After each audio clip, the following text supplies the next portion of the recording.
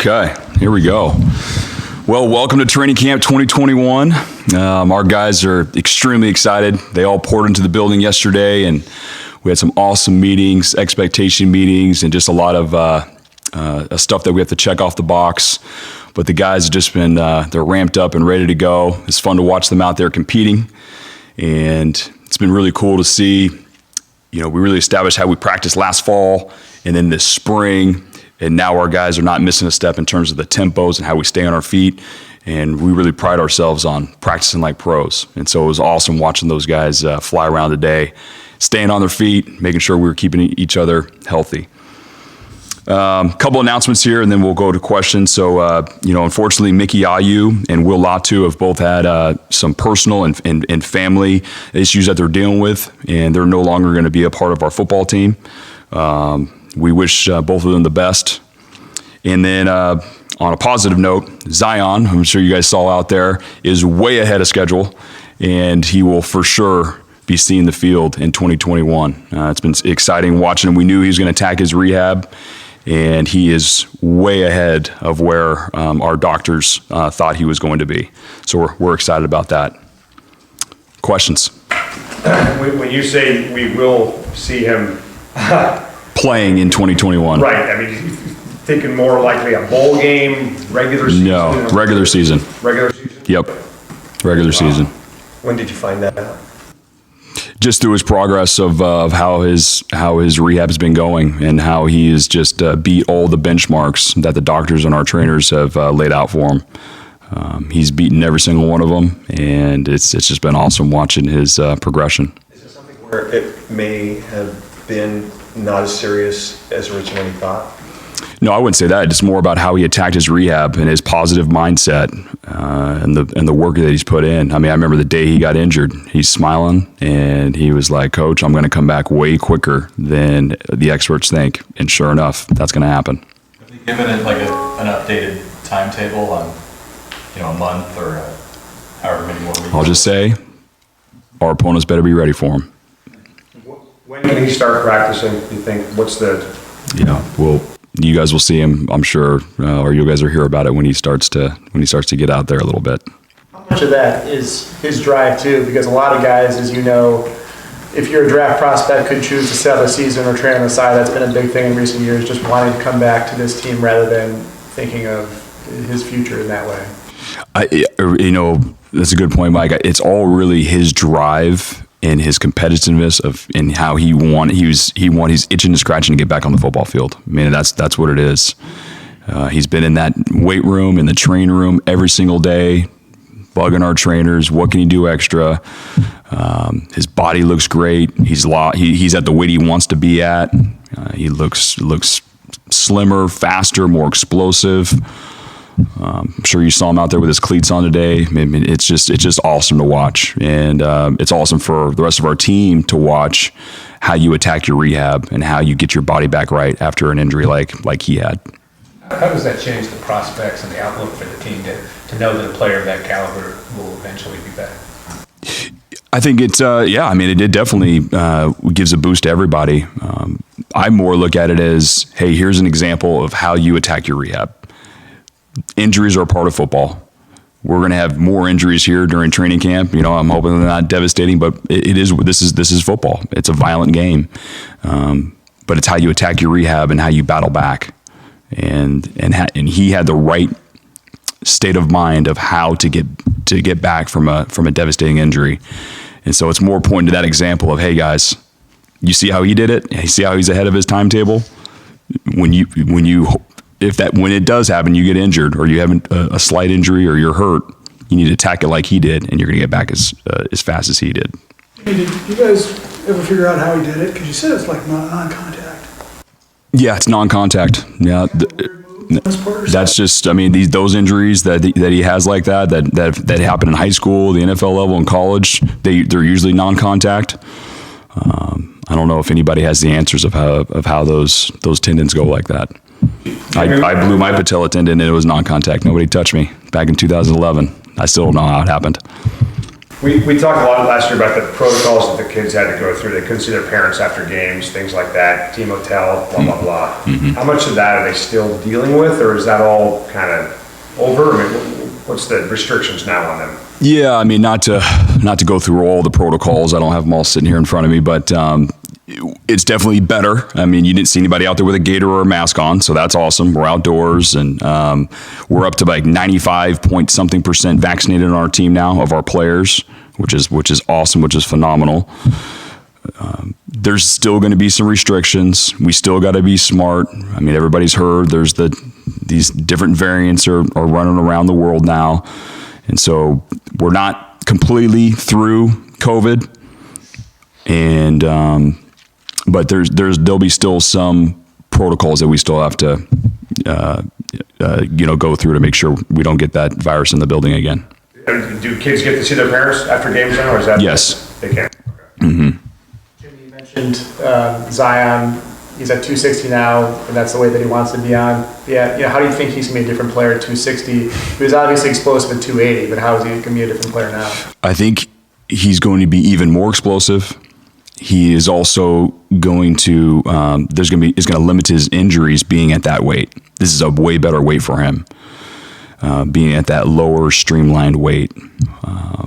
And you guys saw the explosion that he had in 2020. It's going to be pretty scary to see the even more explosion now with about 18 pounds off of him. His diet is better, his training is better, and so he's locked in. He's going to be ready to go as soon as he's full go. Watch out. Have you done any running or lifting, or strictly rehab? Rehab, just rehab's following exactly what our doctors and trainers have told him to do. Jackson had the first interception of fall camp. He obviously had the spring game interception. Just what have you seen in his progression heading into fall camp? Yeah, no, we really, he's shown up. You saw him in the spring game make the big interception, had the one today. He's smart. He's up there all the time watching film. He prepares like a dog, prepares like the guys before him that were in that room. So it's awesome to watch. If he just keeps putting that work in, you're going to see him starting to play some football for us for sure. It's a good start for him. Sorry.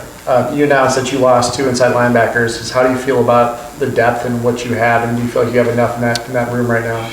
Yeah, fortunately we have had a lot of depth at that room. Of course, we don't want to lose 2 players, but right now we're still in a good spot depth wise, and there's different pieces that we can always move around to fill those positions. But I mean, anytime you lose 2 guys at one position, that's not the way you want to start off training camp for sure.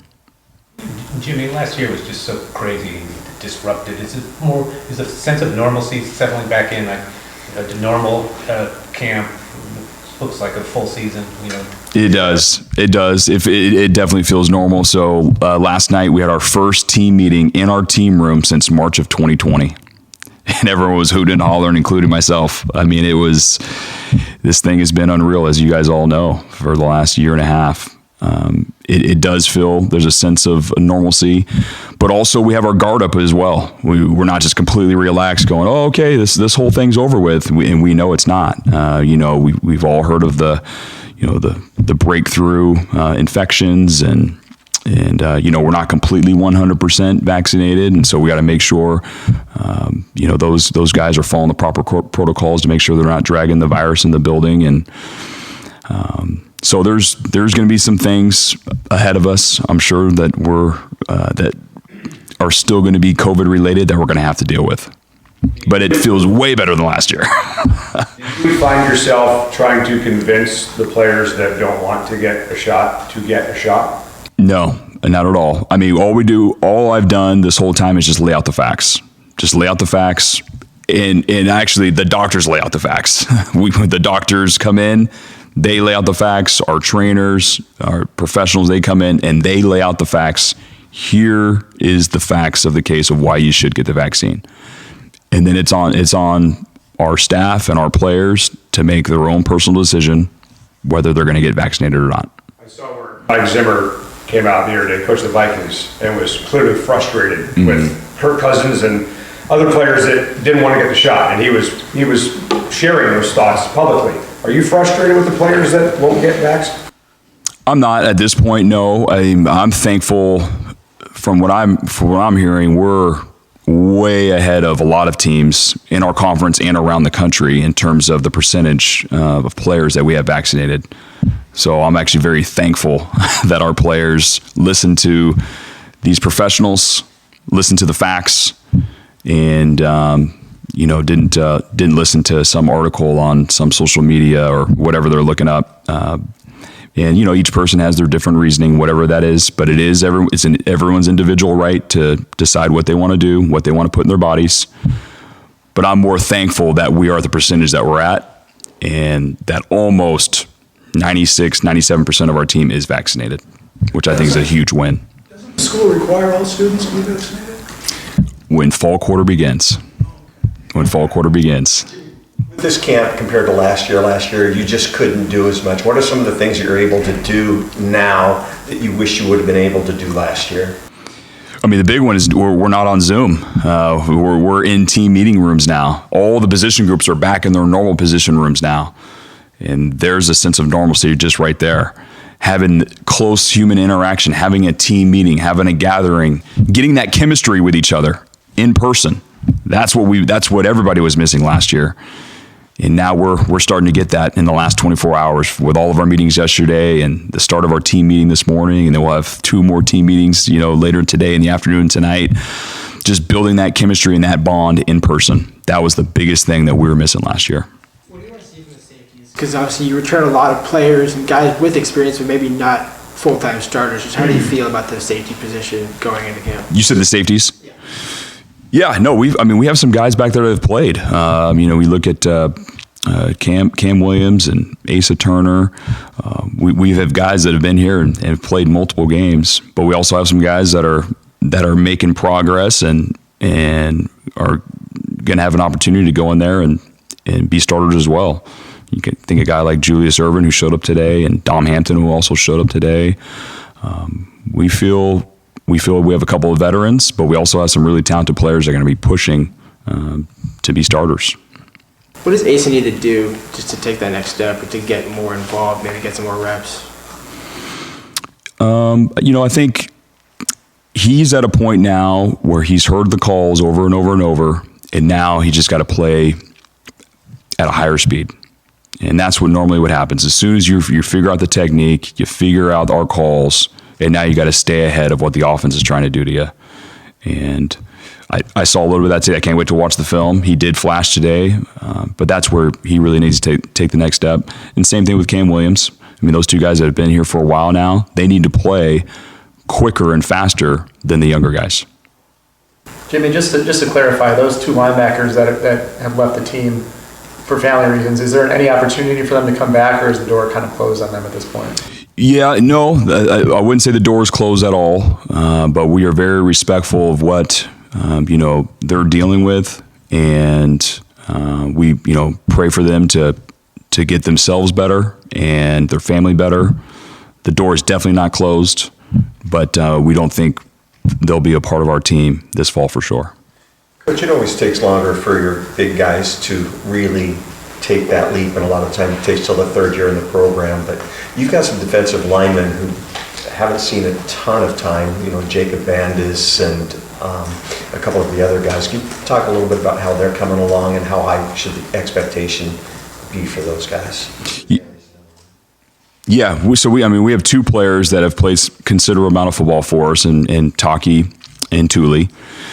But now they are the older guys in the room, and they got to be the guys that are leading us up front, which in spring football and started today, that's going to happen.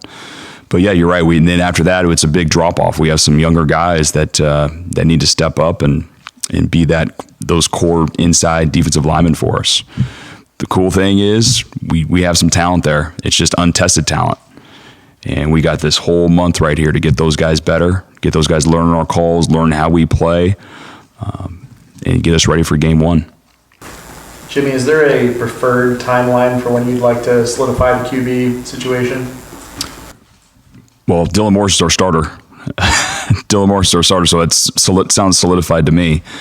Like I told you guys down in Los Angeles, everybody on our team who is a starter or returning starter if they decide to slip and not play as well and someone plays better than them at corner, at left tackle, at center, at quarterback, at wide receiver, at linebacker, every single position, punter, kicker, if someone eventually plays better than them during training camp, then they all have a chance to get replaced.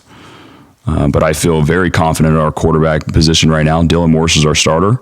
And then we have two guys behind him that are very, very talented, and I'm excited to see what they do. But every single position, hey, you're the starter until someone comes in and plays better than you. And then if that happens, then we're going to play the guy that gives us the best opportunity to win. What's the biggest difference in Dylan today versus a year ago? Well, we think you never told us, but we think he was battling for a starting quarterback job a year ago. Oh, yeah, he definitely was. Oh, yeah, I think we all knew that. Yeah, we didn't know who our starting quarterback was going to be. So, yeah, no, that was... How much different are things for him, and how has he changed? Or I mean, I think the biggest difference is he's played 4 college football games. He had never played college football before last fall. And so, I mean, that's just having those reps and being in that environment and going out there against an opponent, that's huge. If you've never played college football before and felt the speed of it, so now he's a veteran of only 4 games, but then he also had a spring football, a full spring football and the feeling of that and having fans in the stands and now we're going to have a full training camp right here, a full regular training camp. And he had a full offseason, a regular offseason of installs. There was no pause from January all the way till now. There was no, hey, go home, see you on Zoom. There was none of that. And so we've had a regular off season, and so I'm expecting him to play better than he did in 2020 because he's a year older, a year wiser, and he's heard the plays and heard the calls, and we're expecting him to do that. What kind of things for a quarterback who gets better over the summer, and comes into fall camp looking better than he did in the spring? What sort of things was he doing over the summer to give himself that boost? What do you want a quarterback really working on during those months? I think the biggest thing that comes to my mind is it's decision making.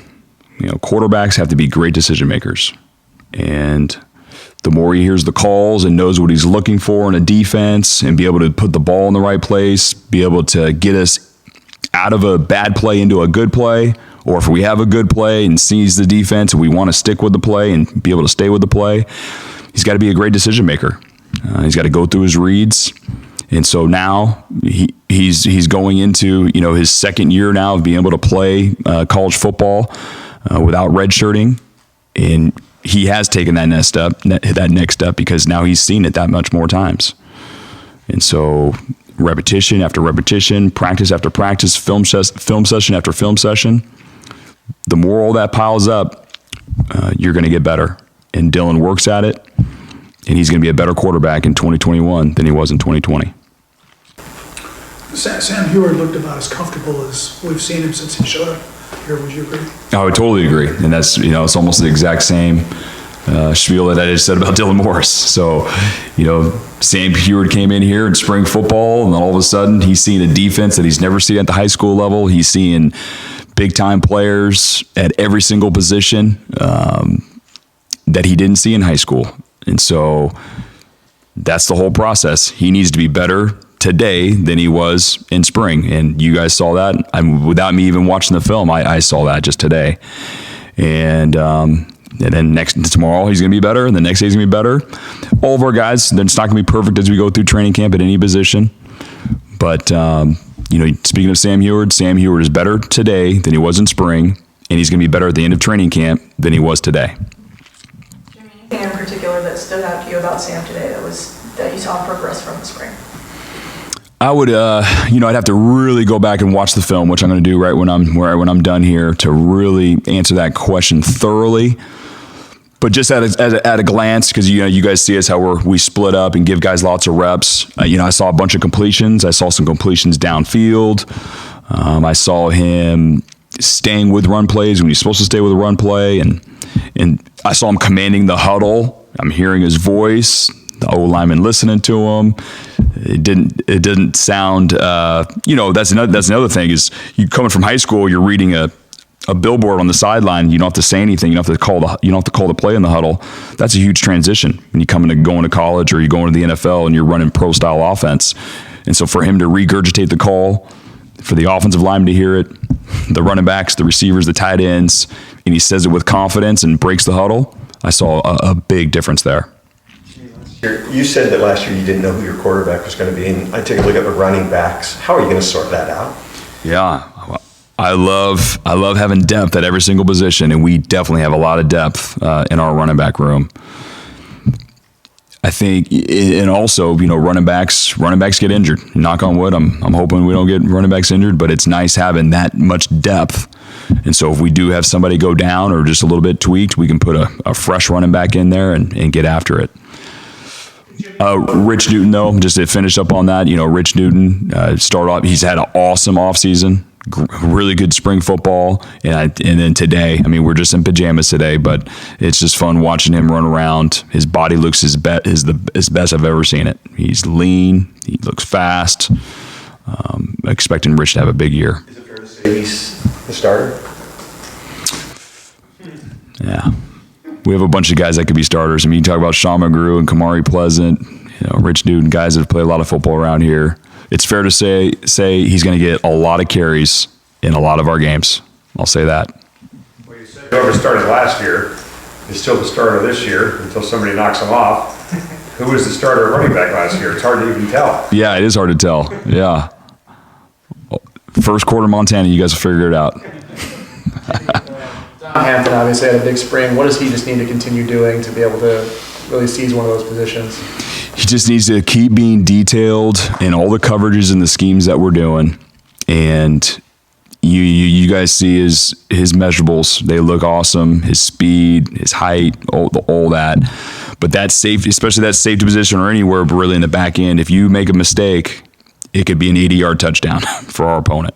And so it's just really cleaning up all the details of his position so we can trust that we can put him out there, that he's going to lay the running back down when the running back gets through the line of scrimmage, or if they're trying to launch a big pass play, he's going to knock the pass down or intercept it, or at least be in the way so they can't complete it. And the more he builds that trust, you guys will see him out there playing for us. We saw Josh Jackson out there wearing 0. Yep. You ever been around a player that wore 0? No, because it just got introduced last year. The NCAA just changed the rules. No, I haven't. I have not. When you think of the ceiling for him, what does that look like to you? Well, today was the first day I was allowed to see him run around at all. You guys know he wasn't here for spring football, and everything that I've seen has just been in workouts during the summer, which I saw a lot of speed, a lot of great change of direction.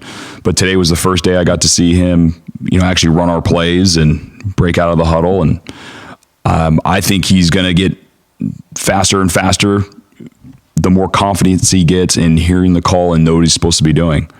So he definitely would have been playing faster today if he was here for spring football, but it just didn't work out that way. So this ceiling is very high. The ceiling is very high. Jimmy, it looked like Carson played a lot inside today with the news on Mickey and Will. Is he getting moved back inside? Yep. Yeah, that's right, Chris. Yep. So there's a guy that can swing back and forth, but Carson Bruner will play more inside linebacker for us, but we'll still be able to put him at outside linebacker. He's, you guys always know I like on both sides of the ball, guys be able to play different positions to help out for injuries, and just the more things you can do, we can get you on the football field. And Carson's one of those players. He's extremely smart. He's athletic. He can rush the passer. He can play inside linebacker for us. And so right now you're going to see him playing way more inside. Who are a couple more of those guys that you really like playing those swing positions? At the inside linebacker, or are you talking about who could, like you said, kind of fill those roles that you're talking about? Yeah, there's a bunch. Cooper McDonald is one. Cooper started inside linebacker, and then we moved him outside. He could always be a guy that we could flip back inside. And then I think it's going to be a work in progress. There's a lot of guys. We're always looking for guys that can do different things. And so if we get injuries at other spots, other positions on offense or defense, we're always gonna be like, hey, look at this guy. We think we can move him here. He can do this. Just in case we get a couple more injuries, we're gonna have to have that guy in there ready to go. But I think Cooper McDonald would be the one at the top of my head that could play inside and still be able to play outside. All right, thanks everybody. All right, thank you.